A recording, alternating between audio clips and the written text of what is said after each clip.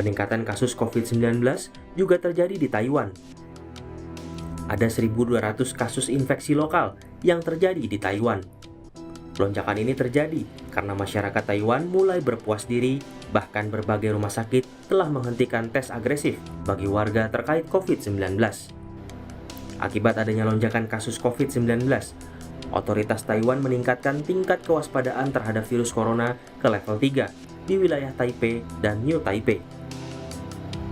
Dengan dinaikannya peringatan COVID-19 menjadi level 3, maka warga diharuskan memakai masker tiap beraktivitas di luar rumah. Pembatasan baru ini ditujukan untuk menekan penyebaran virus corona di wilayah itu. Tim Liputan Kompas TV. Selamat siang, salam sejahtera bagi kita semua. Yang terhormat para hadirin sekalian, pertama-tama marilah kita panjatkan puji syukur kepada Tuhan Yang Maha Esa. Berkat rahmat-Nya kita dapat berkumpul di sini dalam keadaan sehat walafiat. Perkenalkan, nama saya Valentina Elian. Hari ini saya akan membawakan sebuah pidato mengenai pentingnya tetap waspada terhadap virus COVID dan menaati protokol kesehatan. Anda semua telah melihat cuplikan yang baru saja saya tayangkan. Cuplikan tersebut membahas mengenai kasus COVID yang melonjak di salah satu negeri kecil Asia, yaitu Taiwan. Anda semua tentu sangat heran bukan kenapa hal ini bisa terjadi? Padahal Taiwan merupakan salah satu negara yang terkenal karena berhasil menangani penyebaran virus COVID. Sebelum Mei 2021, di Taiwan tercatat hampir tidak pernah lebih dari 10 kasus COVID. Namun tiba-tiba pada awal Mei 2021, kasus COVID di Taiwan tiba-tiba mengalami lonjakan. Dan bahkan pada tanggal 22 Mei 2021, kasus COVID di Taiwan tercatat hingga 723 kasus. Nah, apakah penyebabnya? Bagaimana COVID bisa masuk ke Taiwan? Kita semua tahu bahwa Taiwan merupakan salah satu negara yang berhasil menaklukkan virus COVID. Taiwan memiliki 0 kasus selama 253 hari sejak April hingga Desember tahun lalu. Oleh karena itu, masyarakat Taiwan sudah menjadi tidak waspada terhadap virus COVID. Pemerintah Taiwan juga sudah tidak mengharuskan warganya untuk memakai masker lagi.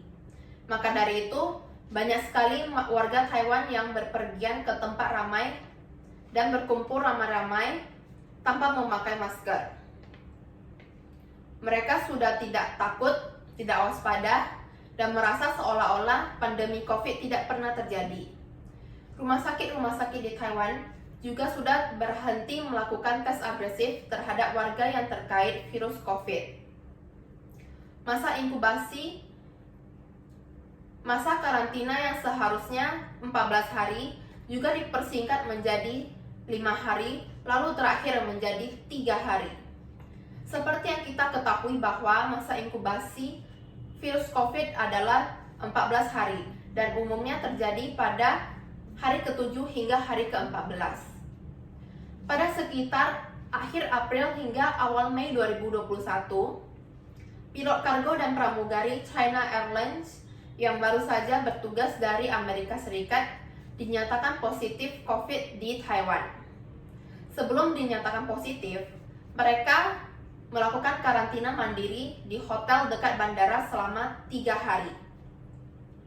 Setelah itu, mereka berpergian dan melakukan kontak terhadap anggota keluarga mereka dan masyarakat sekitar.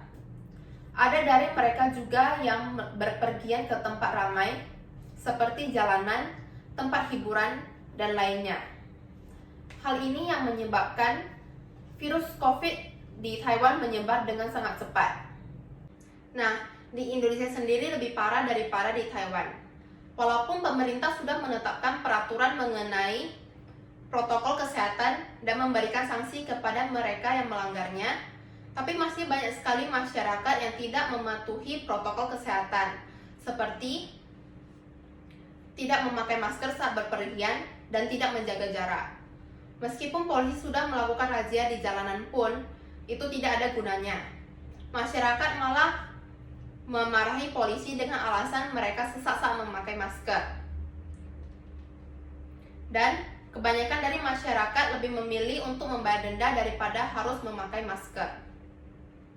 Terlebih lagi setelah adanya vaksinasi, tingkat kewaspadaan masyarakat terhadap virus COVID pun semakin menurun. Mereka yang sudah divaksin merasa dirinya sudah sepenuhnya kebal terhadap virus corona. Dan bahkan ketika saya divaksin pun, saya melihat banyak sekali orang yang langsung melepaskan maskernya di lokasi sesaat setelah mereka divaksin. Padahal pada waktu itu, obat vaksin belum bekerja pada tubuh mereka. Dan setelah kita divaksin pun, itu bukan berarti kita sudah sepenuhnya kebal terhadap virus corona. Selain itu, masih banyak sekali masyarakat yang tetap berpergian keluar kota atau liburan keluar kota pada saat situasi pandemi ini. Dan bahkan mereka tidak melakukan karantina mandiri sama sekali. Mereka hanya melakukan swab sebelum pergi dan sebelum pulang. Namun itu tidak menjamin bahwa mereka sudah sepenuhnya bebas dari virus corona. Seperti teman saya dan beberapa selebgram lainnya. Saya seringkali melihat mereka posting di Instagram story-nya berupa berpergian keluar kota. Dan mereka tidak melakukan karantina mandiri sama sekali. Mereka hanya melakukan swab dan ketika pulang pun keesokan harinya mereka langsung pergi ke tempat umum seperti mall. Untung saja mereka tidak membawa virus corona. Bayangkan saja jika pada perjalanan pulang mereka membawa virus corona dan melakukan kontak terhadap keluarga mereka dan masyarakat sekitar. Maka virus corona di Indonesia pasti akan meningkat dengan drastis.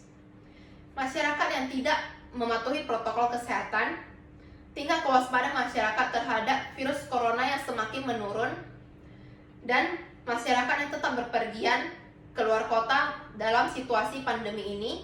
Ketiga faktor inilah yang menyebabkan kenapa kasus COVID di Indonesia tidak mengalami penurunan yang signifikan meskipun sudah adanya vaksinasi. Saudara-saudara yang tercinta, kesehatan adalah hal yang paling penting dan paling berharga dalam hidup kita. Kesehatan adalah dasar dari kita melakukan segala sesuatu. Tanpa adanya kesehatan, kita tidak akan bisa melakukan aktivitas apapun. Maka dari itu, marilah kita bersama-sama menaati protokol kesehatan yang telah ditetapkan oleh pemerintah, tetap waspada terhadap virus corona, dan tidak berpergian keluar kota dalam situasi pandemi ini, kecuali pada saat keadaan mendesak. Dalam keadaan mendesak pun, sebaiknya kita tetap memakai masker, mencuci tangan, dan menjaga jarak antar sesama. Marilah kita bersama-sama membangun dunia yang lebih baik dan lebih sehat lagi. Sekian pidato dari saya, semoga bermanfaat bagi kita semua. Tiada gading yang tak retak. Jika ada salah kata atau tindakan, mohon dimaklumi. Terima kasih.